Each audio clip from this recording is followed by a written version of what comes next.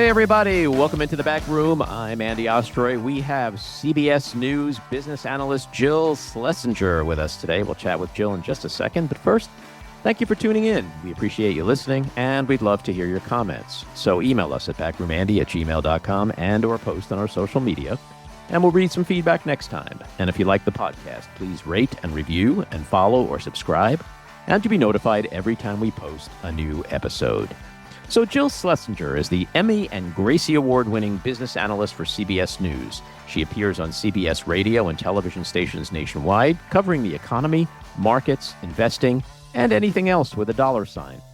She is a weekly guest on NPR's Here and Now and writes the nationally syndicated column Jill on Money. She's the author of 2 books, The Great Money Reset and The Dumb Things Smart People Do with Their Money. Jill is also the host of the Jill on Money and the MoneyWatch podcasts, and of the nationally syndicated radio show Jill on Money.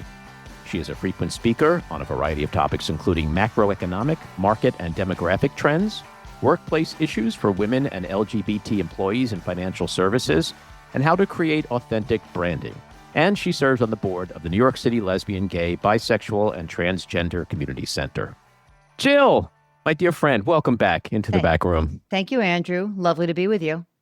So the biggest fear from Wall Street to Main Street is recession. Is the U.S. economy headed for recession? I don't know. I mean, nobody really knows. Right now, the hard data are not indicating that we are in a recession yet. But obviously, the tariff regime and the retaliatory tariffs and the on again, off again, all of this contributes to this crazy cloud of uncertainty that's hanging over the global economy. We'll talk about here in the U.S., what we know is business confidence is sinking and consumer sentiment. This is crazy. I just saw this last Friday. We had the most recent reading of the University of Michigan Consumer Sentiment Index. It dropped to its lowest level in about 16 years.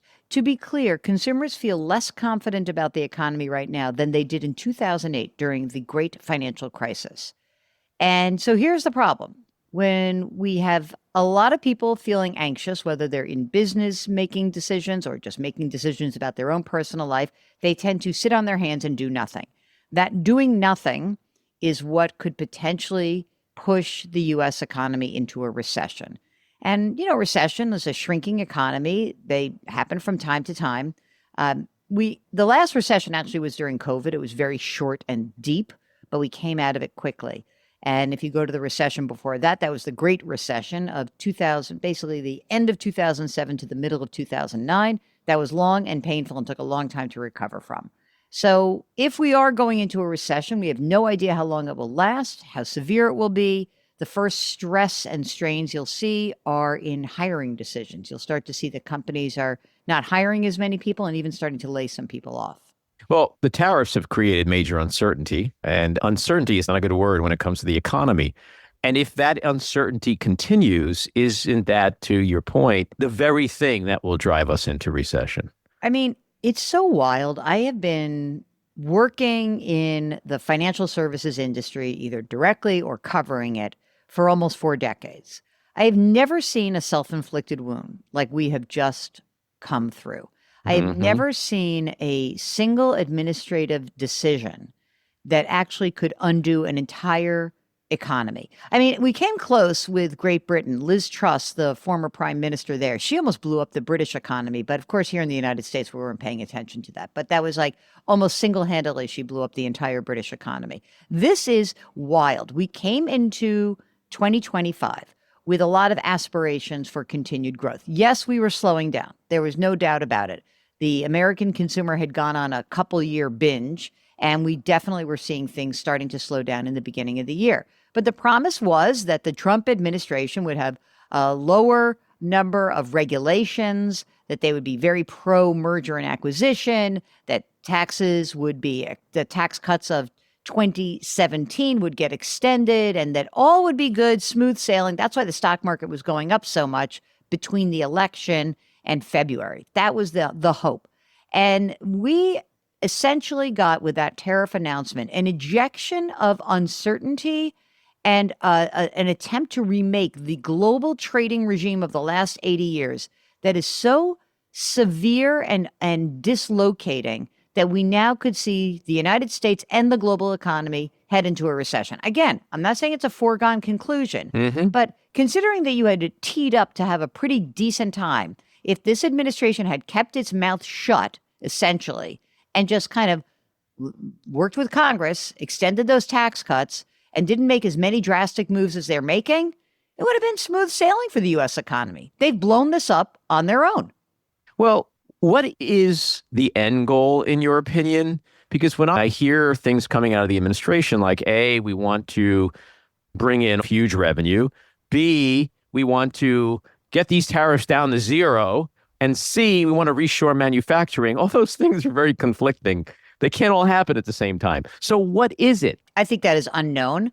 I think that there has been a multi-decade desire by the president to see that tariffs get renegotiated and that they're unfair. This comes out of his failed real estate career in New York City in the 80s, where he felt like he was losing business because steel prices from imported steel from Japan were hurting him. And, this is like the original Nepo baby when it comes to the real estate market, truly. I mean, you're from New York, so anyone who works in real estate in New York knew that this guy was a laughingstock.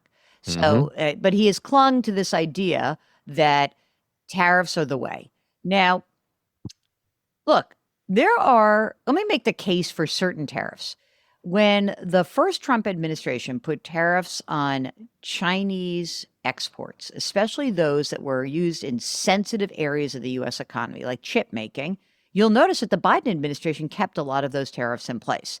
And I think that many economists understand that when it comes to something like semiconductor chips or AI chips, that there is a reason that you would want more United States production of those kinds of sensitive chips that are going into whether it is military systems or information systems or what powers our grids. Okay, so that's understandable. But that's not what has been unveiled. So if the administration had said, well, the second Trump administration had said, we're going to keep those Biden tariffs in place. And what we really want to do is we want to try to come up with an industrial policy so that we can actually build more stuff in the United States, maybe steel, maybe aluminum. Maybe we'd like to have incentives to have more cars built in the United States. And we want to rearm the U.S. manufacturing industry. Like, it's not going to go back to what it was in the 70s and early 80s. It's impossible because technology has made that impossible. That's automation. That's not the policy of globalization that did that. But is there a case to be made for having industrial policy that makes sense? Sure. And that's kind of what the CHIPS Act was that the Biden administration had put into place. And by the way, I'm not like the hugest fan of the way it all rolled out, but that's how you do it. That is, you incentivize companies with carrots. You don't penalize things with sticks. The bluntness of the way these tariffs have been announced in 2025 make all of the actual goals not just impossible, but also they're in conflict with each other. So let me give you the best example of that. It's been a dizzying week, on again, off again. Now we have 145% tariffs on imported Chinese goods, okay? Then right before the weekend, the administration sends out a little note, smartphones, laptops, not included. Those are going to be subjected to the 20% tariffs that were in place for all Chinese imports, not the 145%. Okay, so now let's just pretend that you and I are Tim Cook whisperers. And we say to Tim Cook, the CEO of Apple, hey, man, like, you're going to pay 20% more for the stuff that we import here for Apple. We're going to pay 20% more. We're going to pass that on. We know we can pass that along. You're not going to be subject to the 145%. And, the administration wants you to build a big assembly factory here in the United States. But Tim, every component that you actually import to put those phones together will be subject not to the 20%, but to the 145%. So here's what you should do. Do nothing, placate the president, kiss his ass, make sure that you just get those tariffs kind of eased up for your consumer goods, and let this thing play out, because in a couple of years, this will all be behind you. You see, when you have this blunt thing called tariffs and it's like haphazardly applied, you are giving the incentive to actually just import the good as you were and not to build anything here. So it makes no sense. So if you say to me, what are they trying to do? I don't know. I really don't know. Well, you mentioned globalization, and when you also factor in supply chain and worker cost structure realities and how cars and other products are assembled these days, how realistic is it? And what kind of timeline, more importantly, are we looking at to think that we can make and source all these goods at home?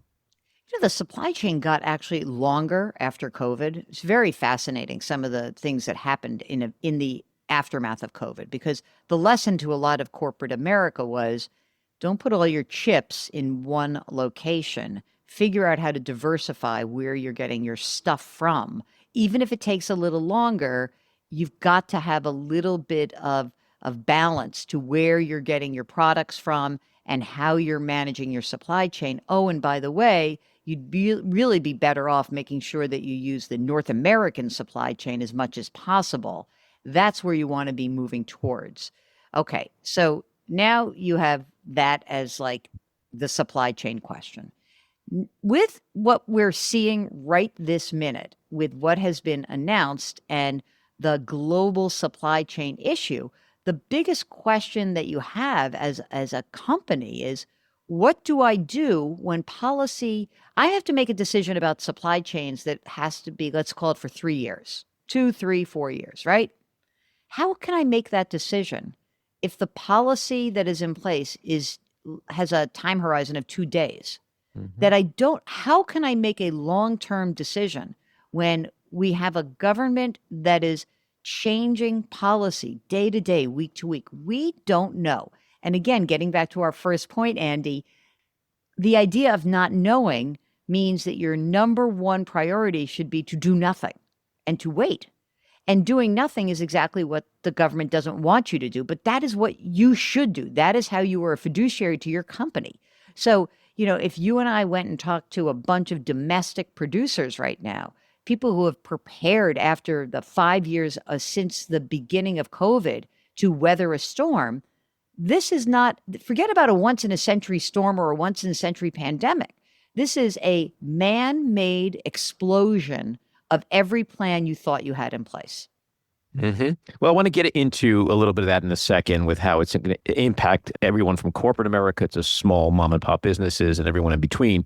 But can we first just level set by stating that A, tariffs are not paid by countries, but by importers and consumers, and B, tariffs are essentially a tax? Well, yeah. So there's two parts of this, as you're quite right, which is that when you have an imported good that is subject to a tariff, the importing company will pay that tariff. Okay, so Andy and Jill's Excellent Adventure, this is our new company, and we are importing widgets from all over the world, and we are assembling those widgets and creating some great product that our people here in the U.S. love to buy. And they buy from us because we are those kooky New Yorkers who make the made in America stuff, even though very little is made directly in America. Okay, now, here comes our new tariff regime. Let's just pretend we don't even have the retaliatory tariffs. 10% of what comes in from the whole world or 20% from China. The good comes in, and now Andy and Jill's Excellent Adventure Co. has to pay the 10 or 20% tariff that goes to the U.S. Treasury. Okay, so that's what we pay. Now, Andy, let's have our corporate meeting. Andy, what should we do? Should we eat that amount of money that we had to pay? Should we just swallow that and make less money, or should we pass it along to the consumer? Now, I'll give you the upside and the downside. I'm going to say, okay, Andy, let's eat it, and we'll just let a few people go in our facility, in our company. We're just going to let a few people go. So if we have higher costs, we are going to streamline our own costs. So we're going to reduce the headcount of the company. That way, our consumers don't have to pay more money. Alternatively, we keep everybody employed, but then we raise the price. Maybe not be directly 10% or 20%, but we raise the price, and then our consumers have to pay more for the product. Either way, kind of sucks, regardless. So the two aspects of the tariff, why economists hate tariffs so much is that they while they can be used, as we talked about, like to help with certain kinds of industrial policies, they had to be done with a scalpel, not with an axe. And when we see broad-based tariffs that come in, that are being applied, that puts the U.S. producer and seller in a terrible position. We, in that situation, we don't have the money to buy these things from the United States, because most of these things aren't made in the United States anymore. They're just not going to be. And the other piece is, like, what a terrible decision to make. I raise prices for my consumer or I cut my head count. Either way, it is bad for the economy. So economists tend to say that tariffs lead to higher prices or more inflation, and they slow down economic growth, either because prices are higher and people are pulling back, or because companies have to reduce their headcount to manage the reduced amount of margin that they're earning for whatever they're selling. Yeah, you mentioned layoffs. In the business world, we've seen the massive terminations and layoffs coming out of Elon Musk and Doge and the Trump administration. On the federal level, we're going to have a jobs report that comes out the first week of May. What do you think those numbers are going to be? I mean, I've been talking to economists. They thought the March report was not really that bad. I think that a lot of people think that the Doge numbers have been inflated in terms of the numbers of people who have left. And also, a weird thing about those Doge layoffs, the folks who are retiring are not going to be counted as unemployed unless they're actually looking for a job. So I've been hearing from a ton of people on my podcast, federal workers, who will call in and say, hey, Jill, should I take the deal? I'm 53, I'm 59, I'm 61. A lot of those people who are taking the deal are not going to be counted as unemployed. The reason is they will not actively go out and look for a job. You are only counted as unemployed if you are seeking employment. So so that whole group of people who lost their jobs, who might be on a lower income, may spend less money, they are not going to be counted as unemployed. Only those folks who, like those last in, first out folks, those poor people who were the contract workers, the people who were like a lot of the younger employees who came into the government and lost those jobs, they will be counted as unemployed. I don't know, maybe there'll be 25,000 of them, maybe there'll be more. What we have not seen yet is any knock-on effect of other industries that could be impacted. So, if you own the sandwich shop across the street from the Consumer Financial Protection Bureau, and all the people used to come to your sandwich shop from the Bureau have all been laid off, your business is going to stink. So we haven't seen those knock-on effects. I think that we probably, my guess is that the March employment report is probably the best report we will see for the year. It will likely be the last good report. I don't know if we'll see job loss this time, but kind of just makes sense. When the government loses all those employees, they have to be absorbed in the private sector. Private sector employment is going to be drifting lower this year. And if you are a company, again, if you're the company that's impacted by tariffs, or if you're just a large conglomerate and you really need to hire some people, but you don't know what's going to happen in the economy next, you're not going to do a lot of hiring. So I would suspect that the jobs report is, probably okay, not dismal. But I also wouldn't be shocked if I saw a loss of 100,000 jobs in that report. And so let's play this out for a second. Let's say it's not as bad or nearly as bad as some might predict. What do you think the spin out of Washington will be on that? I don't know. I always hate the spin out of all these jobs reports because, unlike in past administrations where I would say the administration doesn't have a lot to do with the labor market cycle or the broader economic cycle, this economy is the Trump economy, no matter what happens now. And it had again, as I said, if this were a sane approach to the economy, this was an economy that could have just been firing on all pistons. You see that the inflation rate was heading lower, that things were good, just fine. They were just fine. We could have gone to a 2% growth rate. That would be fine. I can't imagine what the spin is going to be. It's just as you're more of the political person. I'm the numbers person. So the numbers are the numbers, and they can be explained away when there's bad weather. They can be explained away when there's a strike. But what they can't be explained away from is when the government is just slashing headcount for people who are lifelong civil servants who are just trying to do a good job.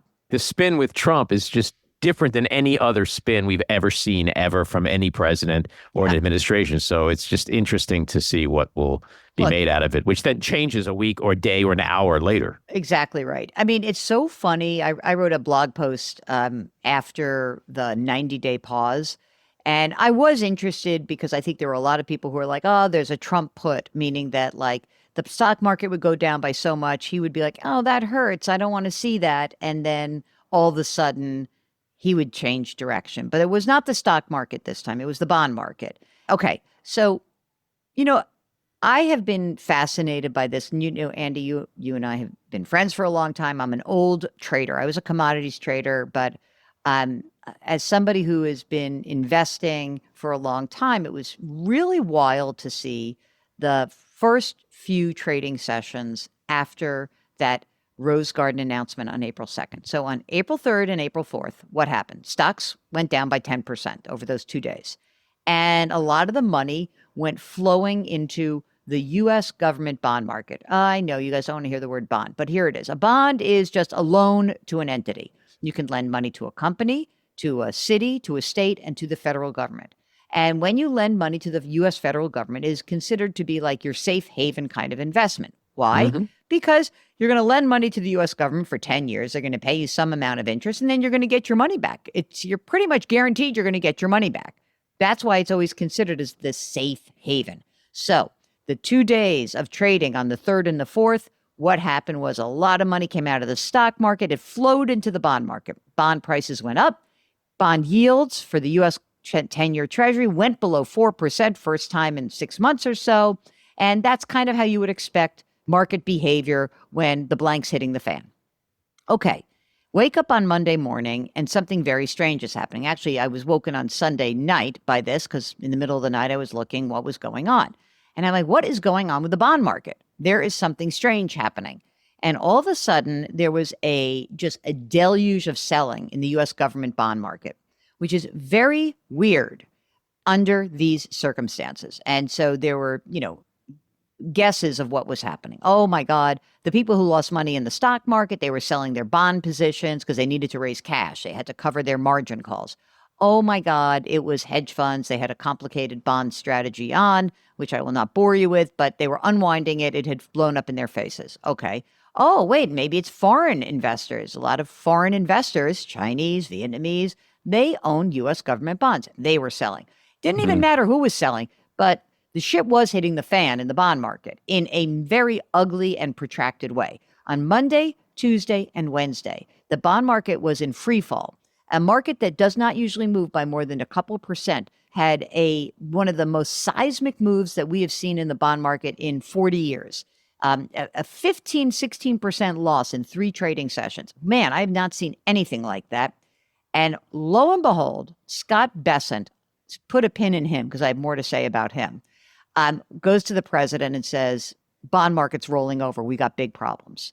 And lo and behold, President Trump now says we're going to have a 90-day pause. He says, go buy stocks. Stock markets go up dramatically. And the bond market is still a hot mess right now. If the bond market moves into such disarray that it doesn't work, the plumbing of the global financial system doesn't work, the next step would be the Federal Reserve would have to step in, as it did during COVID, as it did during the great financial crisis, and start to buy U.S. government bonds to make sure the money and the market moves smoothly. We were that close that we were talking about Fed intervention. Well, it's interesting because usually in times of economic turmoil, rates on treasuries typically go down, while in the face of stiff tariffs, the value of the U.S. dollar typically rises. The opposite is occurring for both. Yeah, that's how you know the shit is hitting the fan. Yeah, so what is this telling us about the relative strength or lack thereof of our economy, and more so how America, to your point, may no longer be that safe haven for foreign investment? I think there's a couple of things that are happening simultaneously. As I said, look, selling can come from a lot of different corners, okay? But the selling in the bond market specifically, I think, was perhaps a lot of foreign selling, traders getting ahead of that foreign selling, trying to understand how would new tariffs impact them and how much money they would have to raise to actually weather this storm called a recession, a global recession.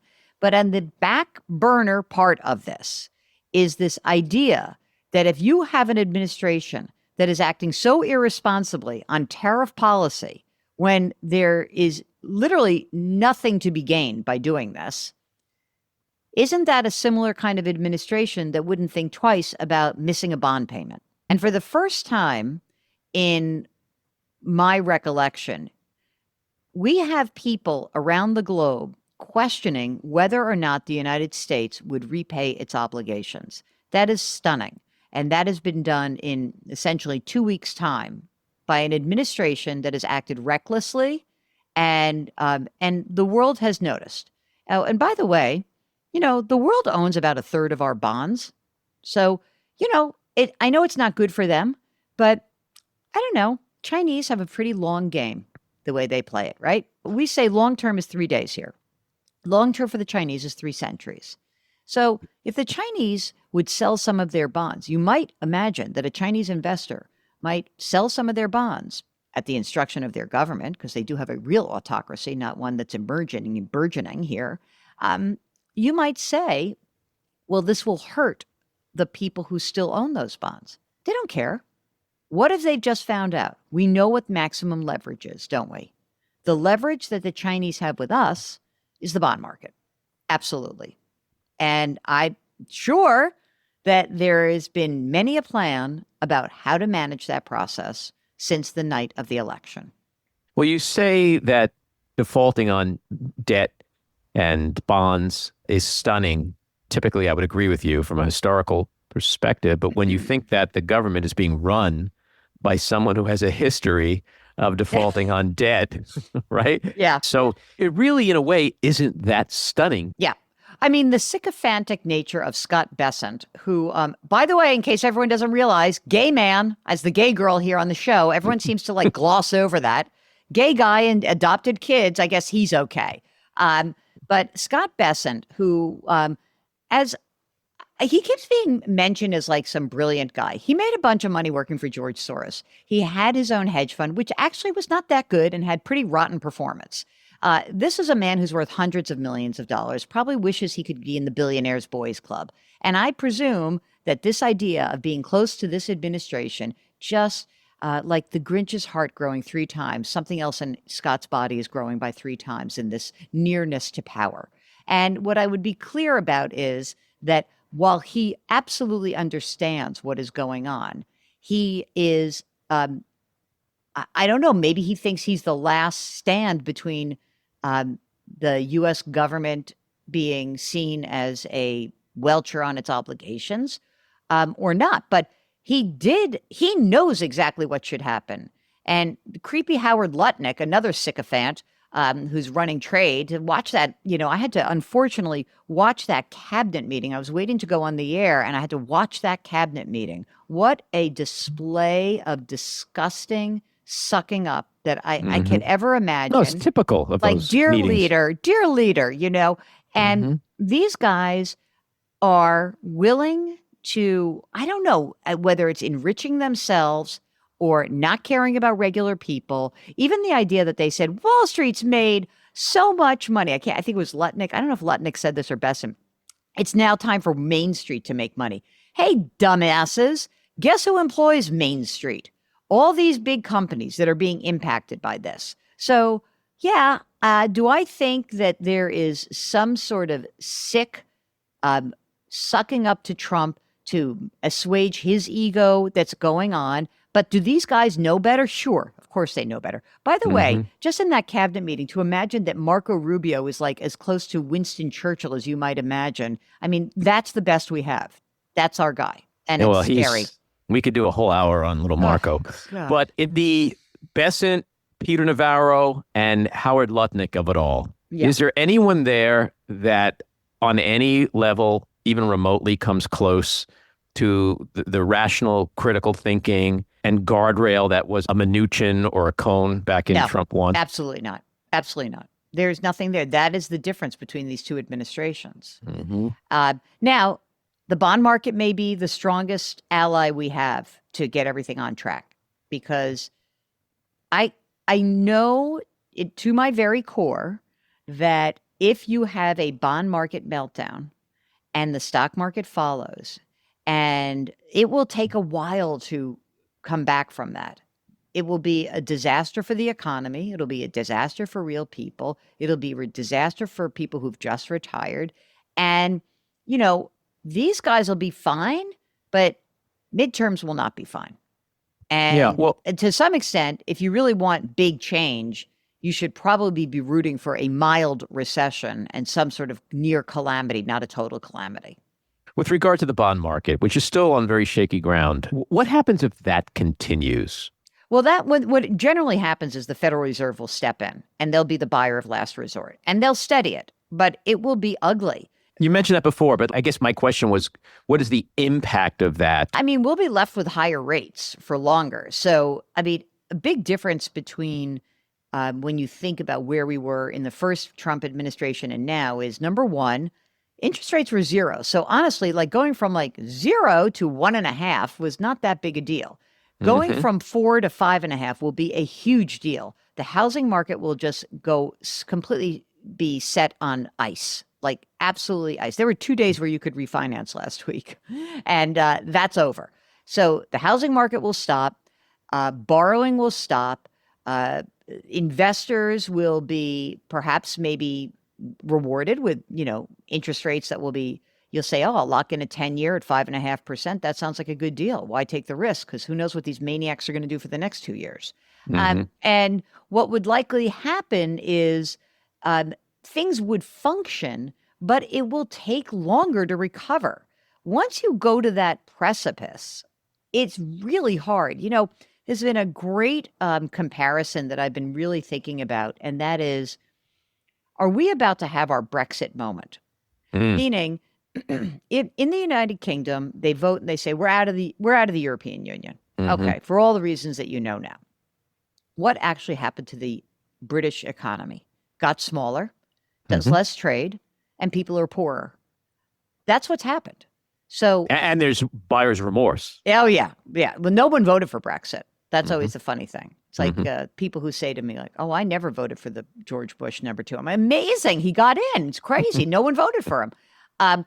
So I think that there is an analogy, but of course, all of this is predicated on how long this period lasts.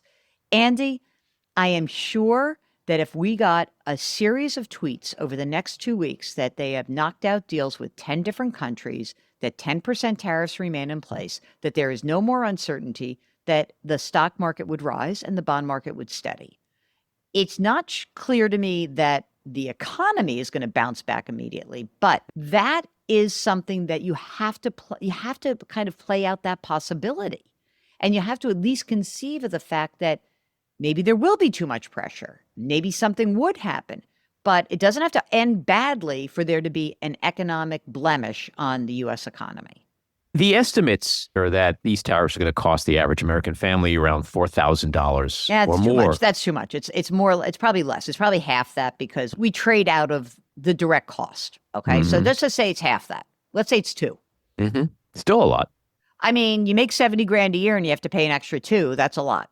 Household income is $70,000. It's also a lot if you have to pay gross. A lot. Yeah, and also, by the way, it's a lot if you have to pay more and the economy's slowing down and you get fewer hours, your plant is idled, your boss laid off a bunch of people. I mean, I just give you like a microcosm of this. We walk into the year in my stupid little corner of the world, which is called Wall Street and investment banking. I have a bunch of guys blowing smoke saying, oh, it's going to be so great, animal spirits, we're so lucky, this is great.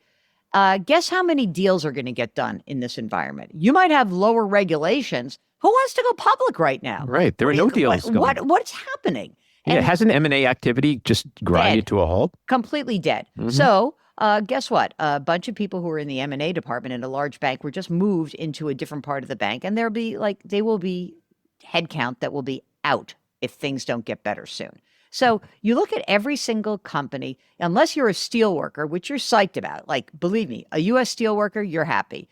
I don't even see like the automakers. I thought that was such a crass endorsement by the UAW of these tariffs without really recognizing the absolute damage it could do. So even if, I spoke to someone who's high up at GM who said, we are going to get hammered in this tariff regime. It is not going to help us, and we are going to have to idle plants. We do not manufacture cars here in the United States. We assemble them. And all of those parts come from Canada, Mexico, and other places. That is not going to change. We do not have a workforce who can assemble the cars or create those pieces of equipment directly. So it is a shattering moment for a lot of the American car makers who don't feel like they have a voice. By the way, of course, they've spoken to the president, who takes the calls and says, oh, I understand. That's too bad. Yeah. Well, I'm going to ask a question which I think had more meaning about 2 weeks ago than it does today, given new polling numbers that I saw. Do you think people just don't understand tariffs? There was a story in The Atlantic a couple of weeks ago about a farmer in the Midwest, and he's now paying thousands more for the grain, or whatever he's importing from Canada. And he was upset that Canada wasn't covering these costs. So when you hear that, you think, here's a guy who's been brainwashed to think that, like Trump has been telling him, countries, not people like him, pay the tariffs.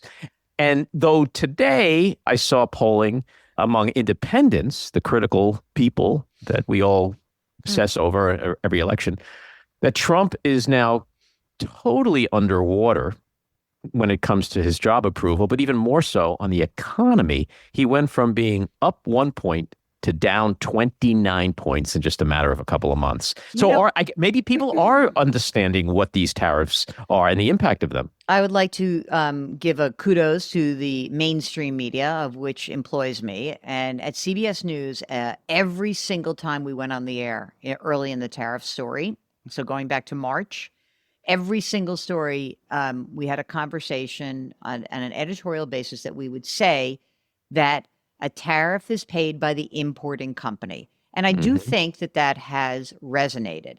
What's going to resonate? When it hits people's pocketbooks. So that farmer is going to feel it. The domestic producer who says, oh, I was importing fabric from somewhere and I can't do that anymore. Or it's going to impact the person who was laid off. I had this funny conversation with somebody who said, who was a government worker, and said, I know that I worked with people who voted for President Trump. And when they lost their jobs, they said, I can't believe he's done this to us. And I think that there's a lot of people have to feel it in their lived experience to believe it. And so, again, depending on how long tariffs stay in place, depending on where the levels that we end at, depending on the impact of the economy, people are going to recognize it. I'll tell you the other part of this that's fascinating to me. I love behavioral economics, like the intersection of like being a shrink and an economist. To me, it's like the greatest job. And one thing, I spoke to Diane Swong, she's chief economist at KPMG, and she said to me, the uncertainty factor is being exacerbated by the amount of information that is being pushed out by the administration. Meaning, they think this is awesome, flood the zone, I'll confuse the media. But what it also does is it overwhelms human beings. We are not microprocessors. We are not AI. Bringing that amount of information into our lives every single day for, again, 100 and however many days this has lasted, it's felt like 100 years. That is an unnerving and destabilizing act. And that in and of itself can create uncertainty. Again, I want to point out the University of Michigan Sentiment Index shows that people who make less than $100,000 and more than $100,000 do not feel good. In fact, they feel worse today than they did in 2008. And, when I go back to 2008, Andy, just think about this. The iPhone came into our lives in 2007. When the entire financial system was about to go off a cliff, we did not have an attachment to our phones 24/7. We didn't. We might have turned on cable news. I know you might have, because you like to do that kind of thing. We might have been attached to a Bloomberg machine. I was still managing money. I was. And there was a real sense that something big was going on. But imagine that today, at a time when the economy is adding jobs and the inflation rate has come down some, that you feel worse today than you did in 2008, I think that is completely about the administration's Sure. turning Leadership. a fire hose on individuals, expecting them to take in this information and expect that they're going to say, if you tell me it's good, it's good. At some point, they're going to say, this don't feel so good to me. I love analogies. And so an analogy I'll make is that in 2008, as bad as things were, when it came to leadership, you're in a car. The car may be old. Maybe you're running into some traffic. It's raining. Okay, but you still feel pretty confident you're going to get where you got to go eventually. Yeah. Now you're in the backseat of a car driven by a 14-year-old who's shit-faced drunk and blindfolded, and you are terrified. That, to me, is the difference, because in times of turmoil, you want to feel that you have a leader. I've always looked at presidents and said, I want them to be way smarter than me. Okay. And some of them have been, not all. Some of them have been. But when you look to the White House and you go, oh my God, my crazy Uncle Harry, who everyone keeps in the corner at the barbecues in the summer, that's who's the leadership right now. That's what I think is causing all this. And from, the Wall Street perspective, you also do not have people in Congress who are able to push back on the president, because if they're Democrats, they're in the minority. And if they're Republicans, they have capitulated. And so, when I think back to 2008, and it was a shitstorm, and you think about that first TARP when it failed, I'll never forget this. This is me. I'm going to go all Jewy on you, Andy. Bring on the Jew, baby. Bring on the Jews. Here we go. So I remember TARP failed the first vote, and I came back from, it was either Rosh Hashanah or Yom Kippur services, and my brother-in-law and I looked at the screen, and he's like, well, 5 more days of this and we'll be at 0. And I remember that the markets went limit down. We had to close. We had circuit breakers. I mean, it was a disaster. And you had some feckless lawmakers who thought, no, just let the big banks fail. And I think in retrospect, people might have been mad about that decision that we had to bail out the banks. I'm mad about a lot of things, but that decision was the right decision. And when you look back at these times, you want to think that leadership in the executive, the legislative, and the courts, and the Federal Reserve, by the way, are aligned to be able to put their heads together to come up with the best solution for this country. And I think regardless of how you voted, that's what you want. You want that. And, I think that George W. Bush had people around him when that financial crisis hit that he knew he could trust, and he knew that Hank Paulson was not going to tell him to do something that was not stupid, that he really had trust. So I may not have liked the regime that allowed a lot of the regulatory failings that brought on the financial crisis, but the actual cleaning up and dealing with the issue head on, I am grateful for the people who were there at that time. Yeah, well, it is very different now. So in our last couple of minutes, let's do a little lightning round of things that are important. So 5'11". Right. I used to be 5'11", Andy. I'm now 5'10 and a half. You're an old Jew. You're shrinking. That's what we do. Exactly right. Exactly. All right. Social Security and Medicare. Do people rightly have fears about this right now? I think Social Security and Medicare are safe. I really do. I think Medicaid. So just remember, Medicaid is healthcare for people, lower income people, a lot of different people. Tens of millions of people are Medicaid recipients. And more Medicaid recipients are in red states than blue states. I think that this is an administration that would be happy to hack away and let poor people suffer, rather than the people who vote, who receive Medicare and Social Security. So I think Social Security and Medicare probably safe, not the administrative parts of them, but the benefits part. Medicaid, I'm worried about. I think that is a problem. Today is tax day, April 15th. Given the spending cuts and the layoffs taking place at the IRS, should people be concerned about getting their refund checks in a timely manner, if at all? If you are getting a refund and you filed electronically with direct deposit, you should be fine.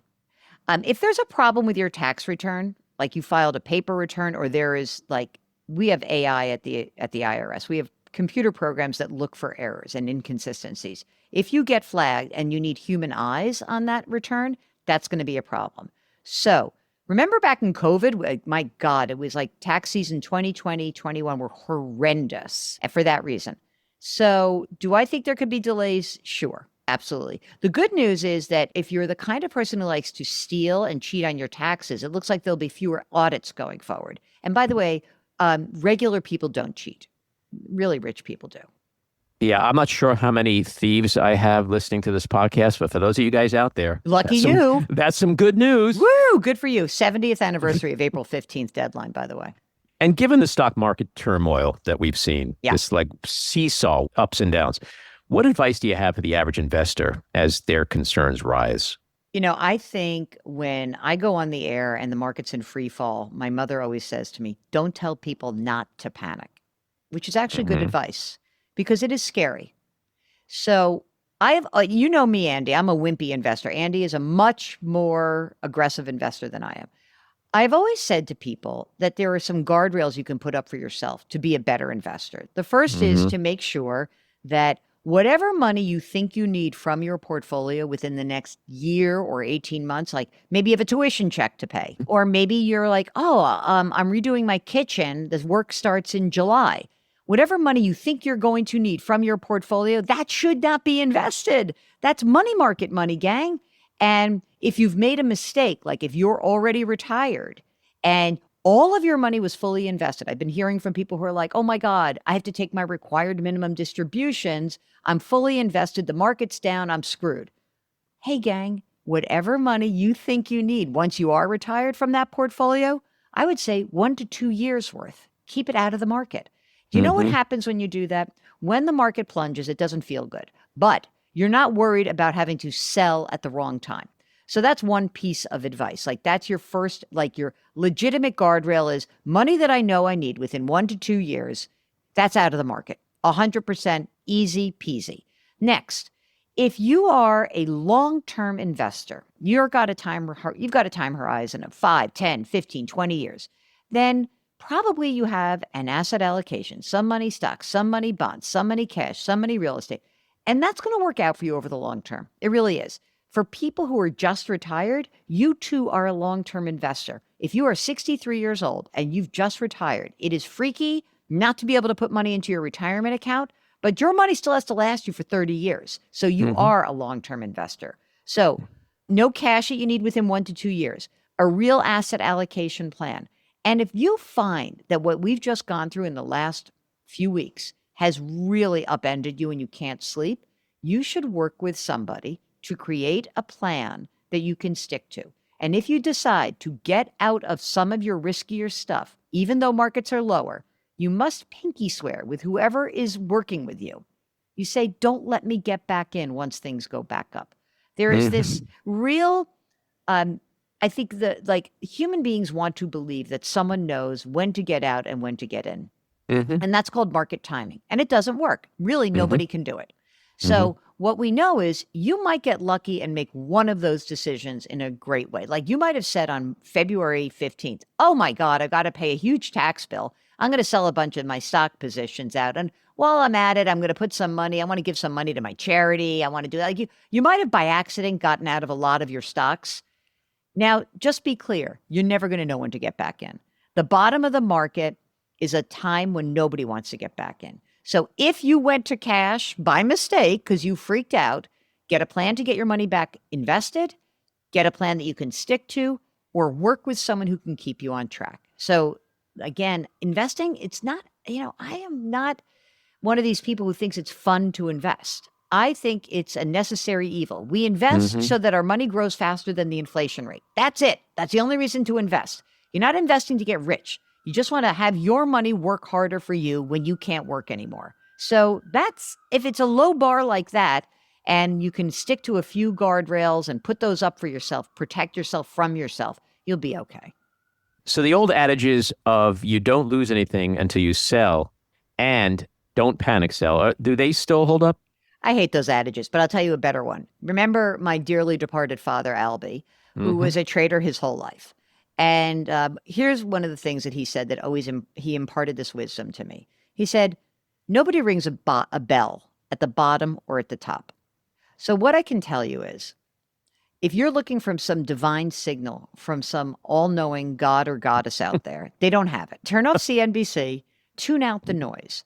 What I can tell you is that if you have a real financial plan that you have created and you have accounted for really good markets and really bad markets, and you can stick to that plan, you will be successful. You know, I just interviewed this guy who is like this legend. I absolutely adore him. His name is David Booth.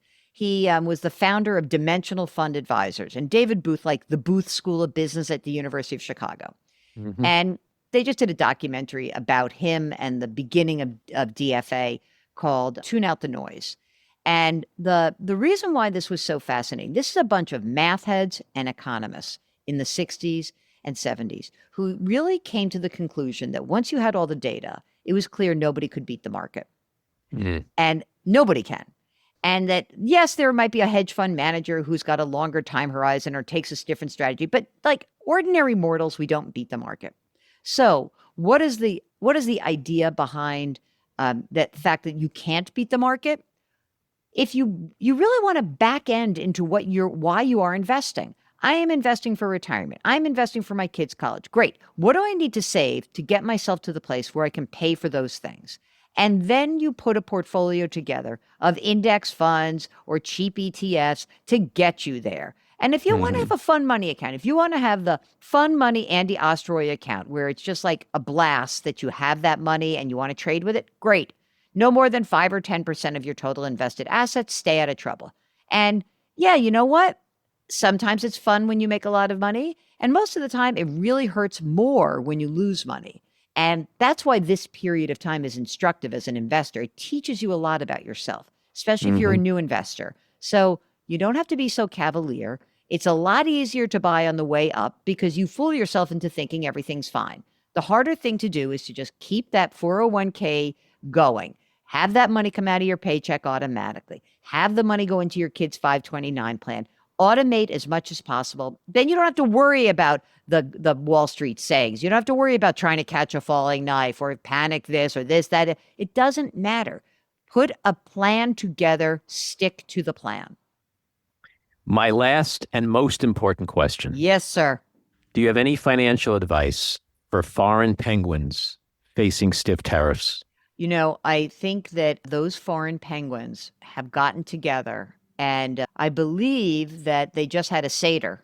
And on their Seder plate were a number of imported Chinese goods that they didn't have to pay any tariffs on. So they were so lucky. Good for them. I actually happen to have an audio clip from that Seder. Yeah. Hold on, I'm going to play it right now. Okay. Why is this night different than any other night? Because we as penguins are getting tariffed for the first time ever.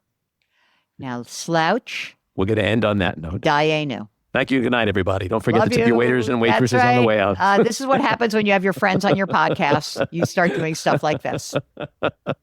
I'm shameless. I know it. I love you for it. All right. Love you too, Jill. Thanks for coming on. Very insightful. Do come back again soon. Go to jillonmoney.com for all of my great content. You can. There you go. Thank It's all in the bio. We got all your stuff. Take care. Bye. This episode of The Back Room was edited and produced by me, Andy Ostroy. It was co-edited and co-produced by Maddie Rosenberg and co-produced by Jen Hammoud. Our theme song was composed by Andrew Hollander, and our logo was designed by Cricket Langell. And special thanks to Patricia Wind. Please take a moment to rate and review the podcast, and also follow or subscribe. Until next time, keep your eyes on Washington, Hollywood, and your own backyards, and have a great week.